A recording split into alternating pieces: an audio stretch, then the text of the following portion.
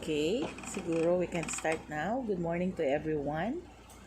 So you're 21 on the list. Supposedly you're about 40. So I would like to remind you you have something to work on. Do you hear me? Ma'am, wala po marinig. Okay. Okay, so you get to hear me now, I guess. Okay, I hope you are already through with answering the modes of learning, the shift from your original choice to the new modes of learning that is posted in your assignment. So you have to indicate there because that's going to be final and that's what's going to be on my record, knowing that almost all of you were changing the modes of learning. Anyway, whether your choice is the AOL or MOL to AOL, that's all right. It's basically the same. It's just that AOL, let me repeat again, may or may not attend some of the conferences like this. So actually, this is our second meeting, and there's something that I posted in your assignment, quite a little bit long because you are required to read 4 pages, but I think from there you will know already the scope of the introduction of economic development. However, our lesson today is going to be the fundamentals of economic development, which is the macroeconomics.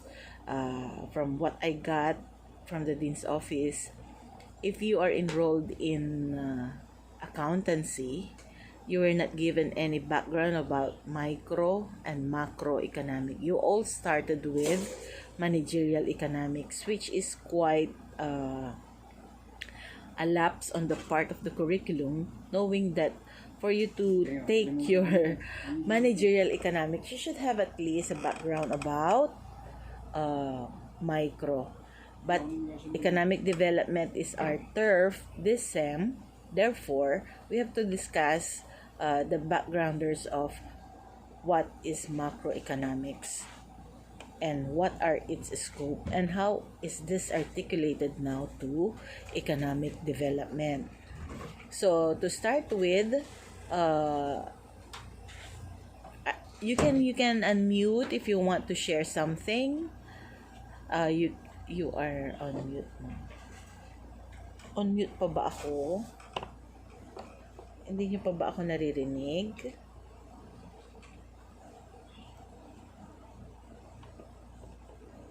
On mute pa rin ba ako? Naririnig na. Okay.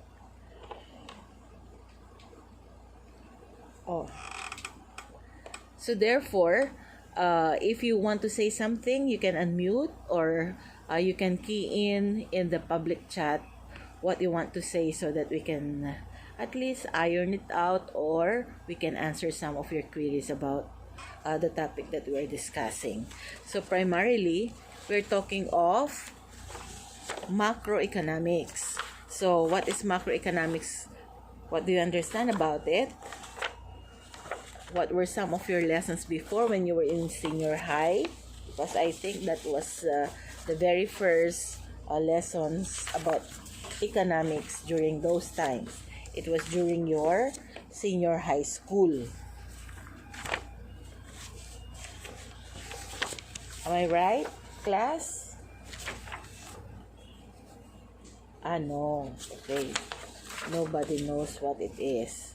So anyway, when we talk of macroeconomics, we talk of the total operation of the economy. It's entirely different. It's entirely different when we talk of microeconomics. So let me just tackle a few points about micro so that you can already make a difference about these two branches of economics. When we talk of microeconomics, basically, you are talking of income, household income. Okay, you talk of prices. You talk of business profit. You talk of your personal demand. And if you are a seller, you talk of your supplies. But when you talk of macroeconomics, you're talking of the total economic operation of the country. Okay. So we're talking here about the rate of unemployment, the rate of inflation, okay, national income. And when you talk of unemployment, just like this pandemic, a lot of people have lost their job, or a lot of people are in furlough. When I say in furlough, it's a temporary loss of job. Soon, when the company is well, then they can go back to their place of work. However, we just hope that this pandemic will be over soon, and a lot of people will get back their job, and therefore they're going to have income again. So why is income so important to individuals, and why is income so important to the government? What has the government to do with the income of people when the people are the ones working to earn an income? You should understand that with so much income, the government is able to collect taxes also. So taxes is the very source of revenue of the government, and that is where the government gets its finances to fund the medicine, the security forces of our country, infrastructure, and so on and so forth. The salaries of government employees, salaries of public school teachers, that is because of your taxes. Okay, so that is if employment of people is affected, the first direct effect is that a person loses its purchasing power. What is purchasing power? Okay, it is actually vested on the buyer to buy the things, goods and services that he needs because of that income. However, we have to divide, or we have to classify the two types of income that a man receive, that an employee receive. It is called nominal and real income. What is real income is entirely different with nominal income. For example, when you receive a salary of 20,000 pesos, that's basically your nominal income, 20,000 pesos. When you talk of real income, it is the type of goods, the quality of goods and services that you are able to buy out of your 20,000 pesos. Ano bang klaseng bigas ang mabibili mo sa 20,000 pesos na sweldo mo sa isang buwan? Ano ang mga pwedeng iulam mo sa isang buwan? Ano ang mga klase ng isdang mabibili mo sa isang buwan? Ano ang klase ng internet na pwedeng masupport ng 20,000 mo? That's part of the services. Ilan dapat lang ang konsumo mong kuryente sa 20,000? So, all the goods and services put together that you are able to have because of your nominal income is what you call real income. Okay. Ganon din ang government natin. Meron tayong tinatawag na nominal GDP at real GDP. Ano yung GDP naman? What does GDP? Dad. May nagkakarpentero. Pasensya na kayo. Ano yung tinatawag nating real GDP at saka nominal GDP? Okay. Ganito yan. Ay, kanina nasa real and nominal income, di ba? Ngayon, real and nominal GDP. However, I lost track of what I was saying a while ago. They collect taxes, yes. Collection of income taxes, yes, because when we have a lot of people doing their job, in their place of work, there is a very source of our government's revenue to collect taxes. That's correct. And out of the taxes, what do the government do? As a working individual, what do you give to the government? You pay taxes. That's correct. What do you get out of the taxes that you're paying from the government to the government?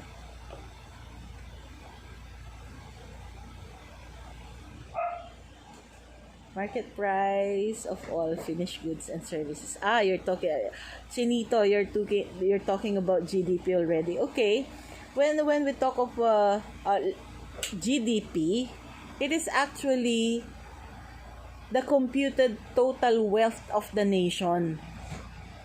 You're right when you say price of all goods and services produced. That is when you talk of what kind of approach the GDP is computed. Is it expenditure approach or income approach? When you talk of expenditure approach, that is what you're talking about, market price of all finished goods and services. But when you talk of income approach, you're talking here of how much each individual earn. You put all that together. How did all the business earn? How much? Put that together under investment, right? Because when you compute your GDP, it's usually your consumption plus investment plus government spending and net export. You have to understand that your net export is also a compound where you have to get the total of your export minus your import. So when it is when your net export is negative, that means we have more import than the goods that we exported. What's the implication of that? Is it a sign that our economy is bad? In layman's term, you can say yes, but technically speaking, it doesn't necessarily follow that when we have a negative export, our economy is bad, because the totality of our wealth is not only based on the net export. We might be poor in our export, but think about investment. There might have been a lot of investment getting in. And when we talk of investment, think about an investment that is already there. For example, if some Korean company are planning to invest in the country, is that an investment? No. Why? Because that is only a plan. We cannot account planned in the GDP because a minute or two, something may happen and that plan may not pursue it, will not happen anymore. Okay? Pwedeng hindi mangyari yung plan, kaya dapat hindi sinasama siya sa account. Ngayon, kung hindi natin isasama ang mga plans, ibig bang sabihin yung mga investment dito ay talagang operational? Natural, yun ang accounting ng investment. Okay. Ma'am, saan ba nanggagaling ang investment? Okay. Saan nanggagaling ang investment ulit?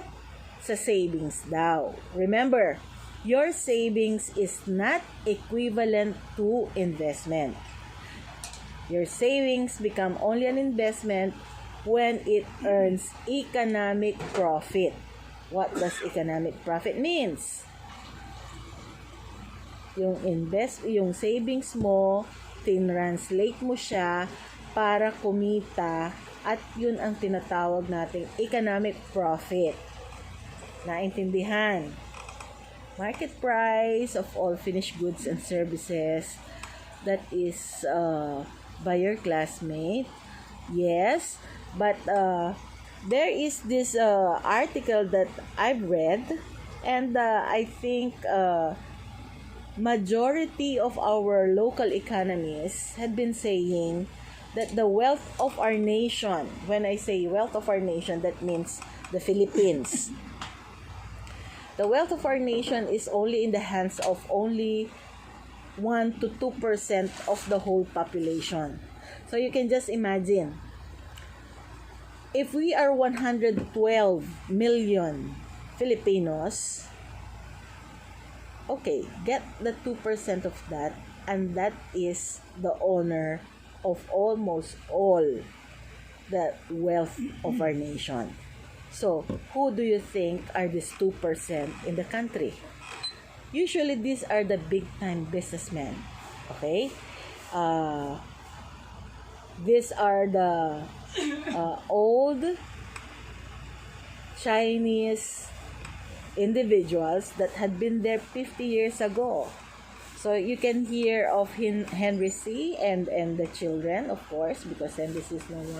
is no longer around. Then you can have Lucio Tan, you have the Gokong Weis, you have the Ayalas, you have the Zobel. Okay, but talking about Pangilinan, Ramon Ang, these are new generation of big-time businessmen in the country. But if you're going to take note, the old Chinese businessmen had been there 50 long years ago, and the Spanish businessmen, Spanish descent, like the Ayalas and the Zobel, had been there long before we're all born. And up to now, they're still the ones dominating our business. They're still the one dominating the business environment of this country. Thereby, some economists have concluded that majority of the wealth of the nation is only in the hands of 2%. What happens to the 98% of the population? So, they're the ones who becomes the workers. They're the ones who are generating income for the rich, and only a portion of which goes to their personal expenditure, which becomes now what we call the real income. Do you get that? Can you comment on what I've been telling you about? What I was saying a while ago, that 2% of the population own almost all the wealth of the nation.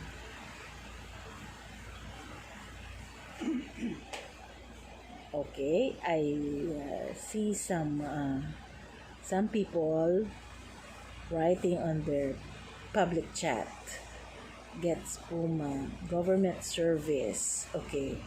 I think this is an answer to, when you say government service, this is an answer to in return, what do you get out of paying the taxes? Okay, what do you get in return when you pay taxes? Government service. What kind of service is that? Okay, when you go out of the street, will no one be doing something bad to you? Are you secured? Okay, when you go back when you go out in the street, hindi ba kayo madadapa dahil maganda yung daan nyo? Pag pupunta ba kayo ng probinsya, maganda ba yung mga highways na dinadaanan nyo? Those are what you get in return out of those taxes. When you go to the hospitals, meron bang mga government hospital na pwedeng puntahan na mahihirap? Meron. Kaya lang punong-puno sa ngayon. Okay? So, hindi lahat naman ma-accommodate ng gobyerno. Especially now, with the current issue that's in our midst, which is the PhilHealth.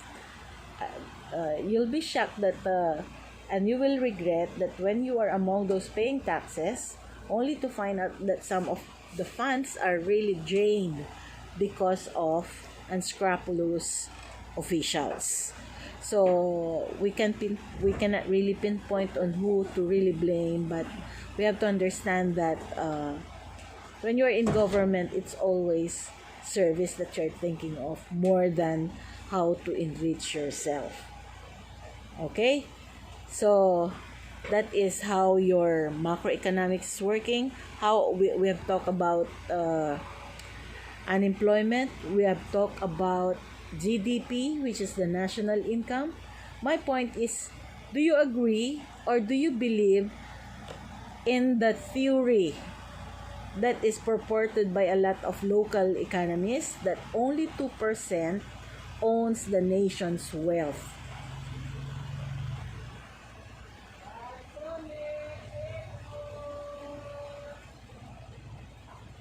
Do you really agree?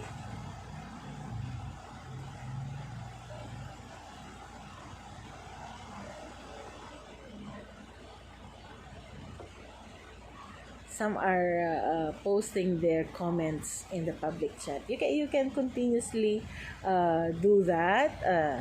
I'll get to read some of your comments. Naniniwala ba kayo na 2% lang ang nagmamay-ari ng kayamanan ng Pilipinas? Anong pag-aari natin? What is our share in the wealth of the nation? Anong tawag doon? We call it the per capita income. That is our individual share in the wealth of the nation. So, ang total GDP natin divided by the number of population is what you call your per capita income. And currently, how much is per capita income of the country? Would anyone suggest or would anyone know the range of our per capita income? Kahit yung last year, hindi naman mabilis magbago eh. Baka ngayong taon nga bumaba, di ba? It's not hard to believe po, seeing that most of the nation's population is under poverty. Correct. Yes po ma'am, many administrations, siguro administrators are claiming na will have positive GDP rating pero unemployment rate is still the same po. Okay, hindi lang kasi yung unemployment tinitignan natin. Tama ka. But when you unemployment is something very technical. It's not because you saw someone not working and you can call him already an unemployed. When we talk of unemployment, it is only an account for those who are looking for a job. They are of age, they are looking for a job, but they cannot find one. Okay? So, those who are of age but don't like to look for a job, they're not called unemployed. Anong tawag sa kanila? Tamad. Diba? Maybe they are expecting a lot of inheritance coming from the parents. So that's one motivation why they don't like to earn a living. But for those who are entirely looking for a job but cannot find one job for them, that is what you call unemployment. There is also called the involuntary unemployment. Okay, just like what I was saying a while ago earlier in the discussion, like those who are in for law now. There are employees that are on vacation without salary because companies cannot afford to pay them, knowing that there are no clients patronizing their services or patronizing their product. So, yun yung mga tinatawag nating involuntary unemployment. Meron din namang underemployment. But if we talk about employment sa Pilipinas, we hardly can distinguish anymore what is underemployment because anything that will provide you an income is much appreciated already.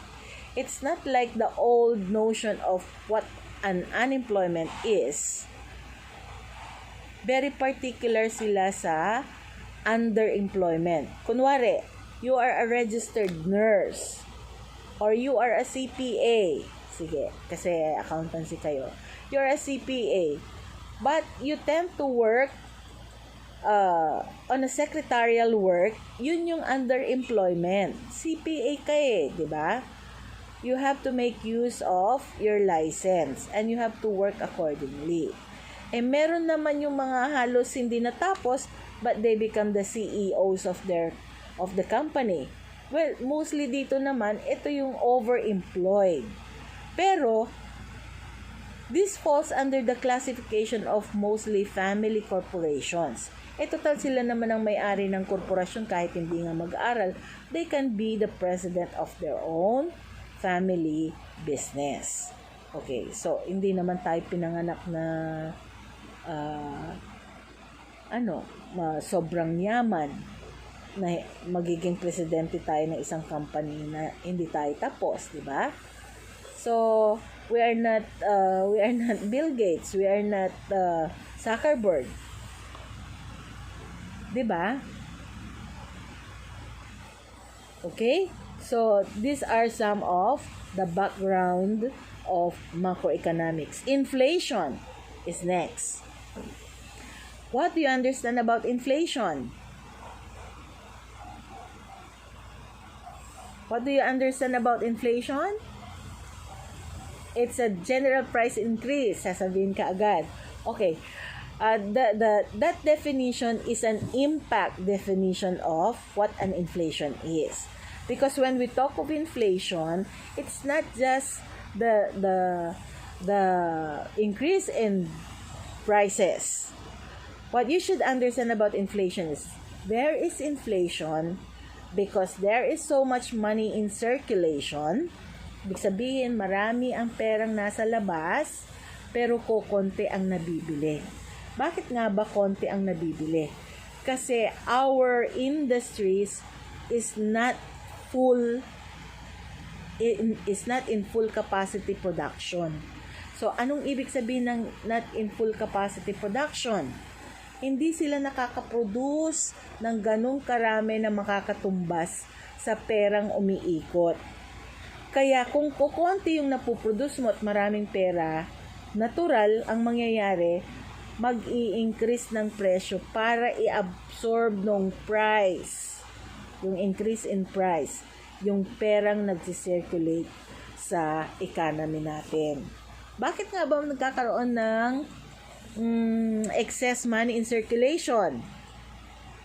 Okay, kunwari, katatapos lang ng eleksyon, di ba? Maraming nagpapamigay ng pera. Gaya ngayon, in the earlier part of this pandemic, how many billions of pesos was released by the government to fund the needs of the poor? Let's not question about the corruption. Given na yon. Saan napunta ang corruption? Nako, ang daming local officials ngayon have cases, have been filed in court because of they don't know where the money accounting went. Okay? Ano pa ang source or causes ng maraming pera sa sirkulasyon aside from the two that I've mentioned?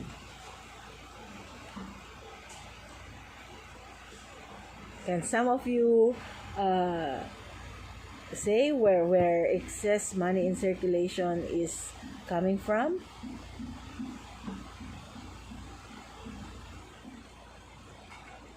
When people have a lot of have an increase in income, when people have an increase in income, okay, but the production side of the economy is not producing so much, then naturally there will be an inflation. Okay? Maraming perang umiikot. Gaya na lang, ang very clear example dyan ay tuwing Pasko. O, di ba? Bigayan ng bonus. Bilo doon, bili dito. Sometimes we don't mind the price because we can afford to buy goods and services that we want. Correct? Hindi natin masyadong minamind ang presyo.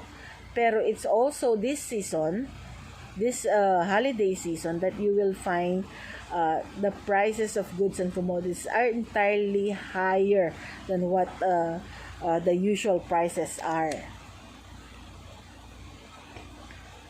Okay? Bakit ma'am tumataas ang presyo ng ng bilihin? Maganda ngang mababa ang presyo para marami bumili. Kasi pag hindi itinaas yung presyo, hindi maa-absorb yung sobrang pera sa economy natin. Hindi tayo magbabalanse. Ibig sabihin, kukulangin tayo in the long run ng lahat ng mga bibilhin, kaya lalong tataas ang presyo.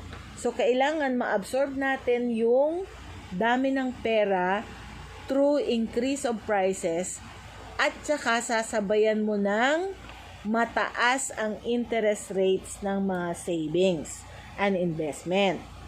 Okay. Napunta naman tayo dyan sa savings and investment.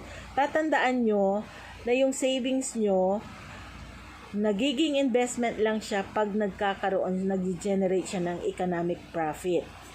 Okay, anong kinalaman ng interest rate?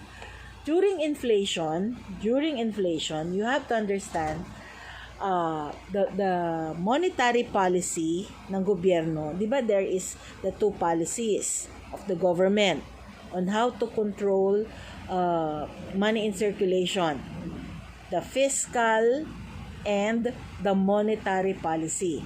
What is all about this monetary policy? Pag mataas ang interest, kasi may inflation. Bakit tinataas ng interest?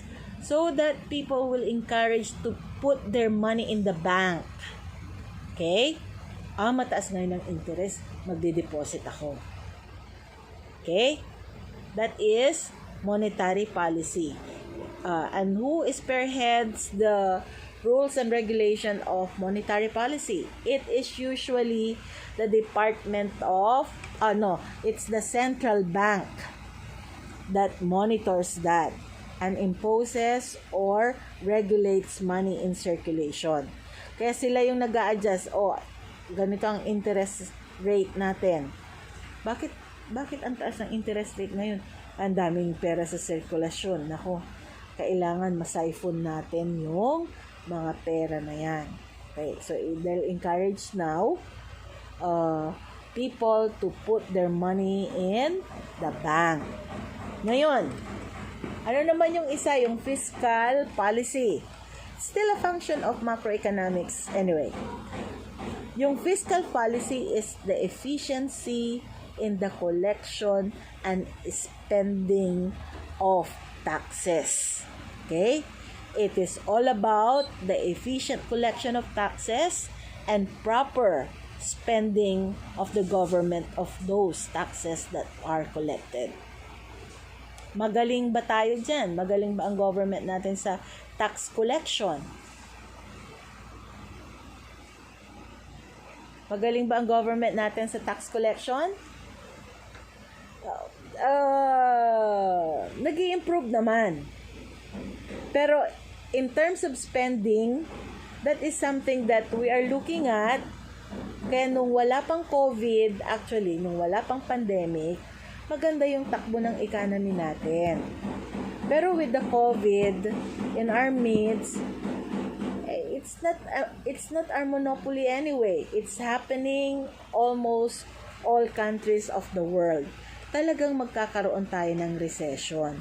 Kasi, unang-una, yung mga taxes na nakukulik natin, hindi na natin makukulik ngayon kasi ang daming nagsarang industriya. Ang daming nagsarang mga small-time businesses. Yung mga yun nagbabayad ng taxes Saan kukuha ng gobyerno ng kukolektahin yung taxes kung lahat ng negosyo ay magsasara? So, we are now on recession. We have to admit it. Okay? But it's not an isolated case to the Philippines. It's almost all over the world. Kaya minsan nagagalit tayo sa, ano ba naman tong gobyerno na to, ganyan. But it's all right, you have all the right. Pero intindihin natin kung paano ba nag-ooperate yung economy natin. Okay? Paano ba nag-ooperate? Okay, nag-ooperate yan dahil sa taxes natin. Napupunta ba sa maganda? Dati maganda naman yung infrastructure investment natin. Hindi lang siya, actually dapat sa GDP natin, ang percentage na napupunta sa infrastructure is at least 5%. 5% dapat ang napupunta sa infrastructure natin. Tingnan mo, maliit lang ha. But here, you're talking of trillions of peso budget. So, what is 5% of that? That should have been fused to infrastructure for general public use. However, nung mga nakaraan, ang percentage lang natin is 3.5% ng GDP natin na pupunta ng infrastructure. Ngayon, ang balak nila is to increase it to 12.5%. Yung current na gobyerno natin. Kaya lang, hindi naman ma-achieve yun dahil nga ang dami natin problema. Okay? Lalo pa ito, ang nag-trigger na napakalaki ay itong pandemic na kinasasadlakan natin. So, hindi ko alam, it will take a while and it will take really big brain people to really make do with what is available and how they're going to technically fix. Our economy need a lot of fixing now. Magpa-fine-tune sila ulit, mag-a-adjust kung paano ang mga adjustment na gagawin. Anyway, we have a new NEDA director and hopefully this guy is still very young at that would really think a lot, would really put a lot of logic in his decisions. So, wala naman tayong choice kundi to hope for the best for our country. Maganda ba economy natin ngayon? Tatanungin niyo ako. Walang magandang economy sa ngayon. Lahat, halos ng country ay bagsak ang economy. Pero, may pag-asa ba? Depende yon sa mga nagpapatakbo ng ekonomiya natin. Depende yon sa kaya pag naisip nyo, bakit kaya ang gobyerno natin hindi niya muna isara entirely yung mga industry para matigil yung COVID? Tinry na natin ilang buwan. Okay? Lalong kawawa yung mga dati ng kawawa. At kailangan ng tao maghanap buhay kasi hindi naman lahat kayang i-provide ng gobyerno. So, anong ginawa ng gobyerno natin? Kahit papano, nagbubukas siya unti-unti ng mga, inaalaw niya yung mga small businesses to be open kahit na may pandemic. Kasi, mahirap pag lahat mamamatay yung maliliit na negosyo na yan. Paano na yung mga workers niya? Paano na yung mga pamilyang pinapakain ng negosyo na yan? So, binabalanse ng gobyerno natin. Kung mahahawaan naman kasi tayo ng COVID, dapat kasi on our own, we have our own protection din. We have to protect ourselves from being inflicted with the disease. Kasi hindi naman natin kagustuhan yan. Yun ang reason kung bakit hindi maisara entirely ang ekonomiya kasi hindi naman tayo napakalaking gobyerno, hindi naman tayo napakalaking economy para masustain ng ganung katagal ang walang trabaho yung iba. Hindi kaya ng gobyernong pakainin tayo lahat. Okay? So, nakikita nyo na ngayon yung scope ng macroeconomics. Ang gobyerno natin headed by, of course, our president, parang tatay yan sa pamilya natin. Sa household nyo, titingnan nyo yung tatay nyo, diba namumblema siya pag medyo konti na yung bigas nyo. Ang nanay nyo namumblema pag wala kayong uulamin o baka mapuputulan kayo ng ilaw. mapuputulan kayo ng tubig kasi nawalan ng trabaho ang tatay nyo. Yun ang ganyan din ang mangyayari sa kabuuan ng Pilipinas.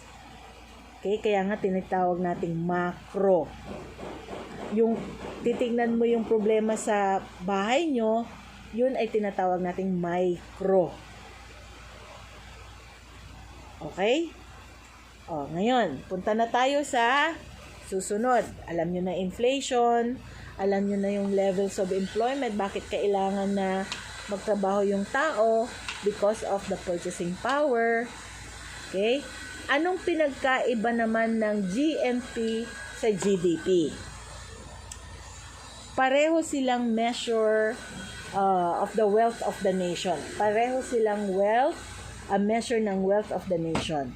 Kaya lang ang pinagkaiba, when you talk of GDP, it's C plus I plus G plus government spending plus net export.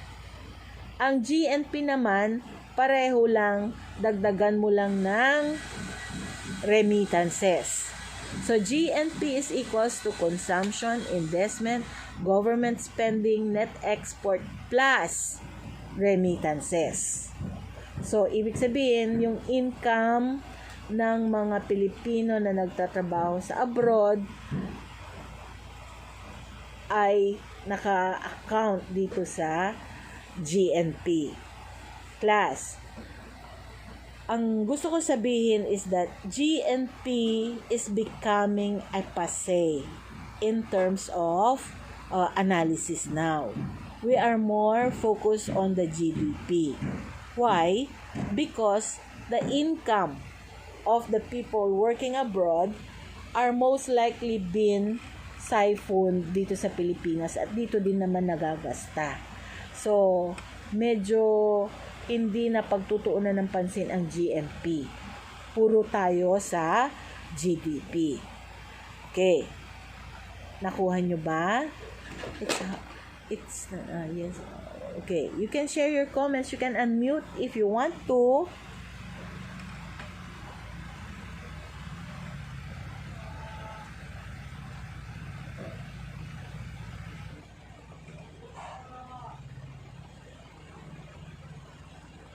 Pwede ba kayong pwede ba kayong lumabas sa camera?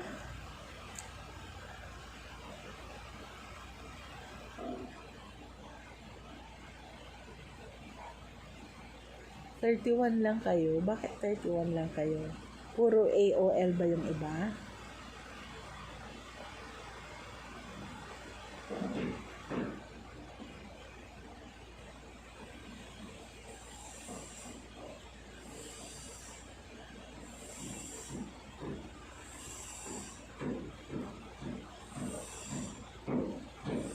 Sige, paki-open your camera nyo para nakikita ko kayo.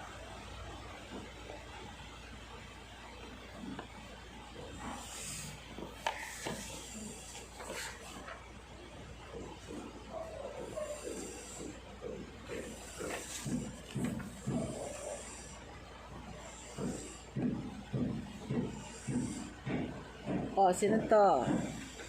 Tristan Kyle. Wow, nagpapapogi pa si kuya eh. Kanina. Okay. Hello. Okay, did you understand our lesson today?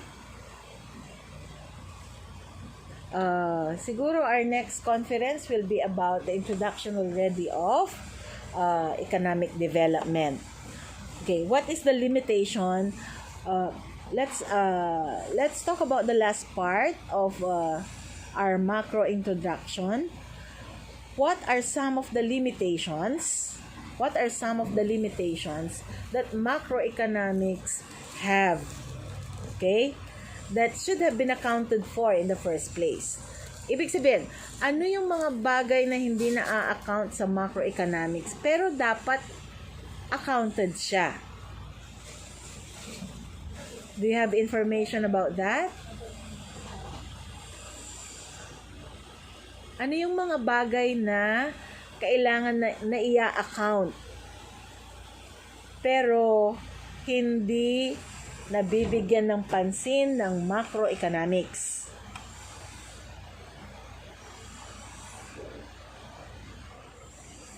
Do you have any idea?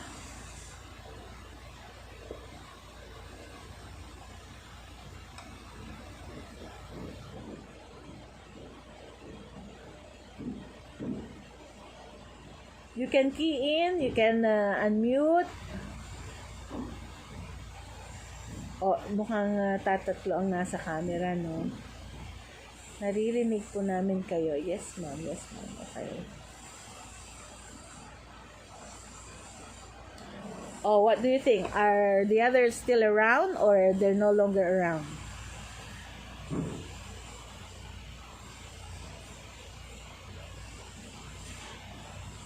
Okay.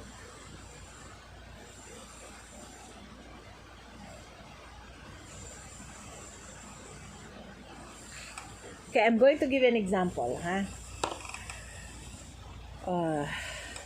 you will notice that Filipinos are working for 8 hours. Is that correct? Okay. So we are paid in almost all company. It is a standard that workers will have to be paid 8 hours a day. Okay? With 8 hours a day, that makes up 40 hours in a week. But how much time have we been spending traveling? From our place of work to our home, from our home to our place of work. That is not accounted, right? Which should have been given due account. So, yun ang limitation ng macroeconomics. Isa pa. If you have some relatives working abroad, they're not contented with an 8-hour work. Have you heard them say that? Have you heard them say that? They're not contented with an 8-hour work. They have to work and find some part-time jobs. Correct? Because accordingly, it's very difficult to meet all or to buy all the things that you need with an 8-hour income. So you have to earn part-time job. You have to have 2 or at least 3 part-time jobs. 2 hours, 2 hours, 2 hours. So, assuming that you have an 8-hour permanent job and then you have 3 hours in one restaurant, another 2 hours, that's basically 13 hours already. Just to have your demands met. Okay? Para lang masupport mo yung mga demands ng buhay mo. Kailangan mo magtrabaho ng 15 hanggang 18 oras sa maghapon. Tignan nyo, 18 oras sa maghapon, that's what they need to survive. But think about the Filipinos who are working for 8 hours only and can afford to have driver. They can afford to have maids at home.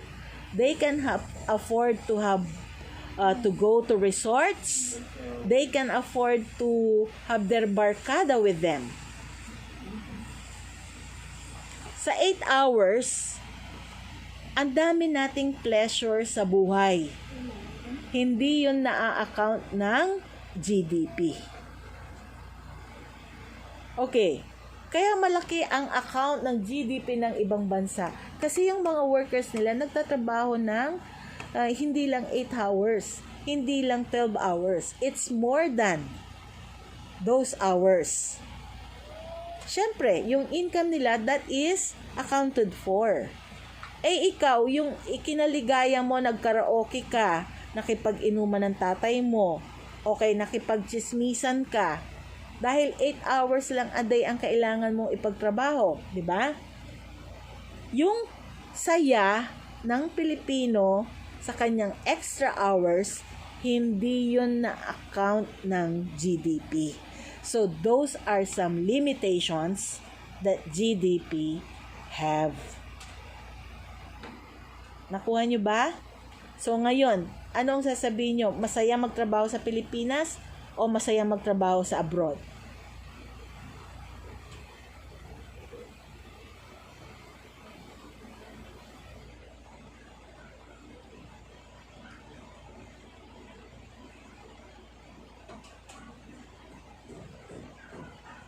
Ano? Masaya ba sa Pilipinas o mas masaya sa abroad kasi malaki ang kita?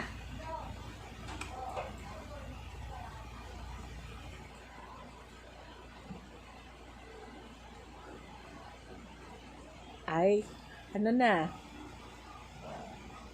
Okay. So, if you're going to be given a choice, I tell you, it's a good choice to live in the Philippines with all those pleasures that others are not able to experience. Kaya lang, most of you aspire to go out of the country. That's fine. If you are single, if you want a lot of money, but a lot of pleasure later, go ahead.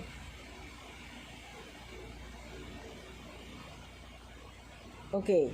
So, if you're given a choice, would you want to have another job aside from the 8-hour job that is provided to you? I think it depends po kasi may countries po malaki ang sweldo pero mahal po ang cost of. Exactly. If you are receiving an income, a bigger income, the standard of living is also very high. Take the case of Japan. Okay? The cost of living in Japan is just so high. But on the other hand, income, however, is so high also. Singapore is another expensive country. But they pay their workers very high also. So, ganun lang naman sa economy eh.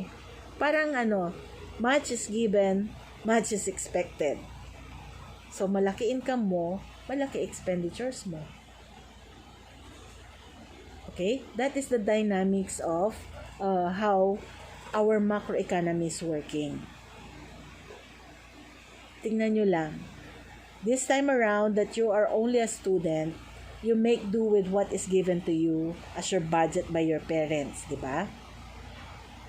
You make do, and kumakasya siya. Tignan nyo yung amount na yan, pag kayo ang nagtatrabaho, hindi na kasya yan. Bakit? Marami ka nang gagastusin eh. So, kailangan, masusupport mo yun at kukunin mo yun sa income na ma-earn mo. Kung matipid ka naman, kunwari nagsisweldo ka ng I will go back to 20,000 na income mo. O kung isi-save mo yung paniniwalaan mo yung mga financial advisor na dapat 60% of your income should go to savings or investment, something like that. When you are young, you enjoy your money first. Okay? There's time for savings and investment.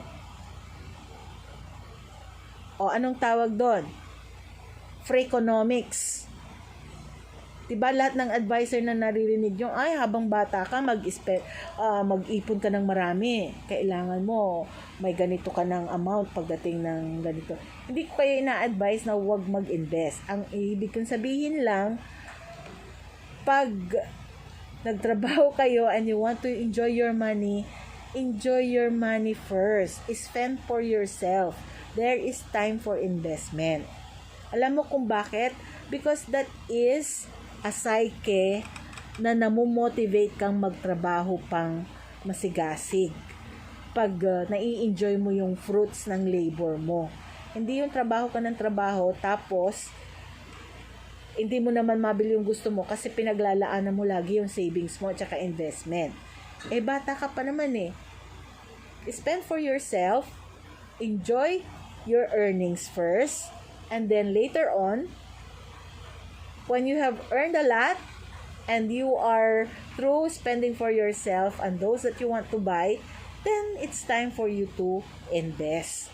Pero wag mo namang do not be mean to yourself and do not be enslaved by your money. Okay? Sasabihin nyo, ma'am, hindi ka pwedeng mag-insurance. Hindi talaga ako pwedeng mag-insurance. Kasi ako is spend. Bakit spend?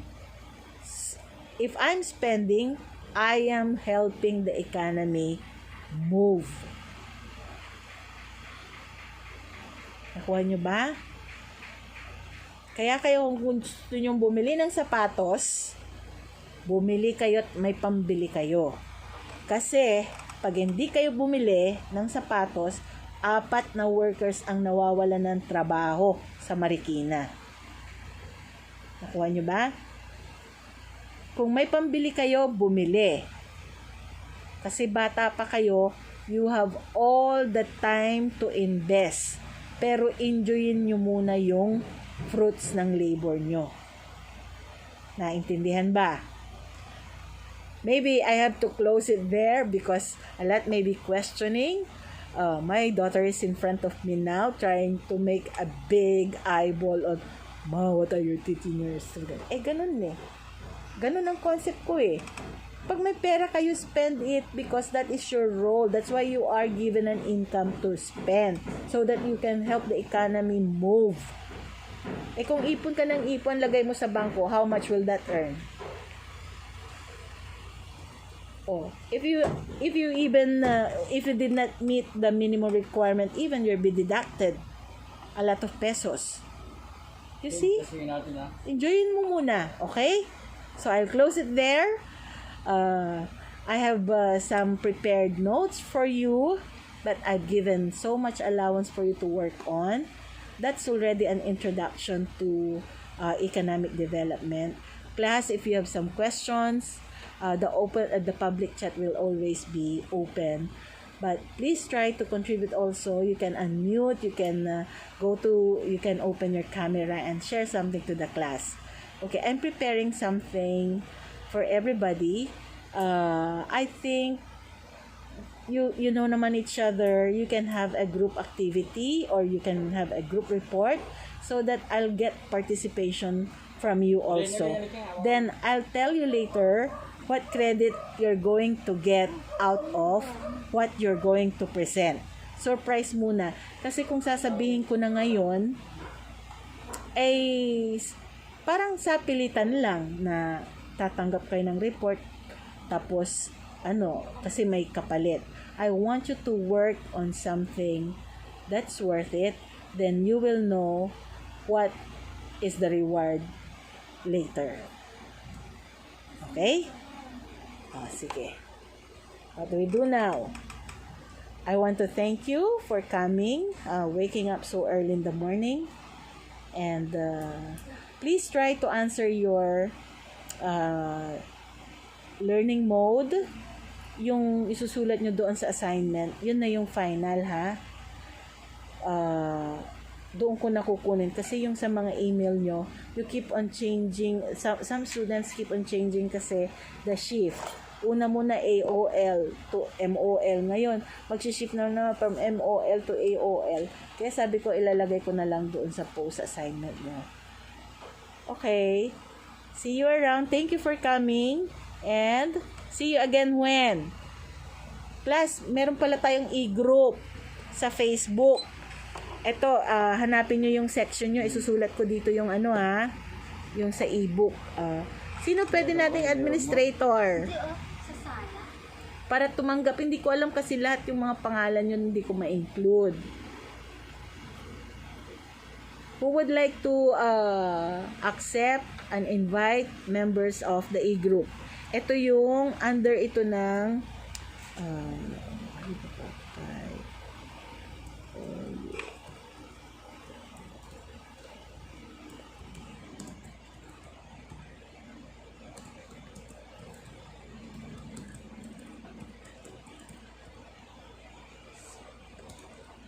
ayan yung uh, dyan nyo hanapin yung Facebook e-group natin, ha?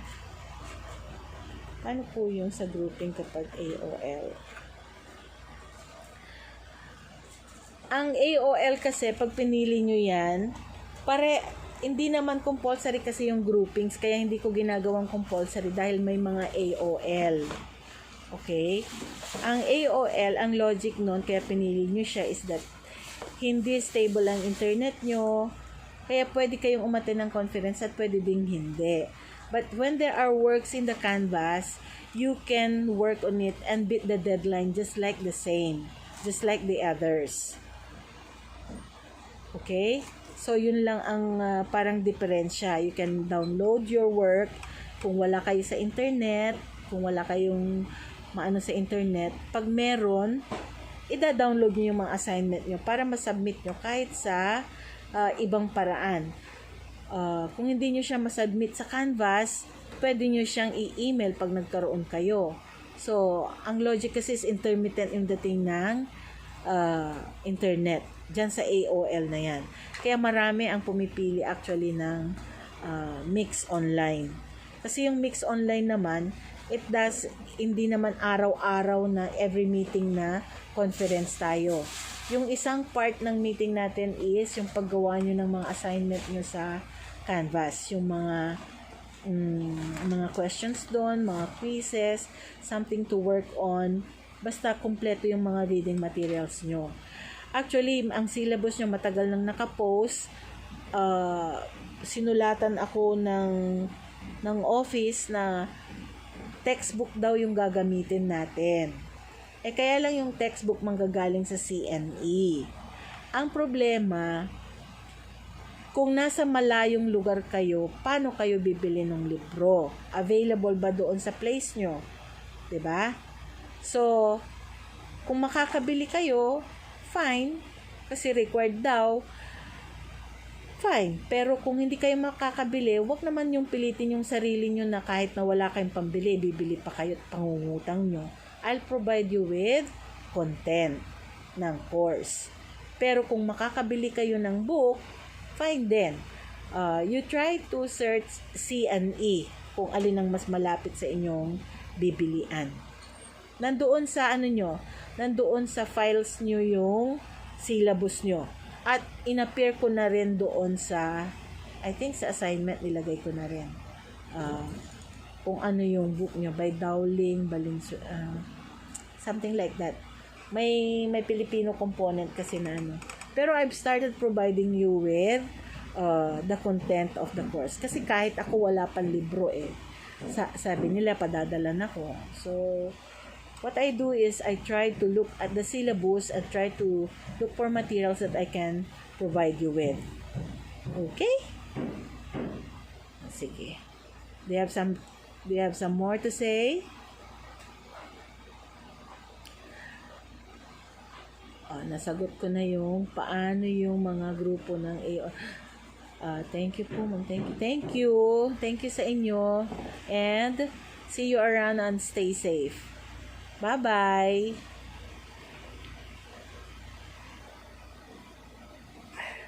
Okay.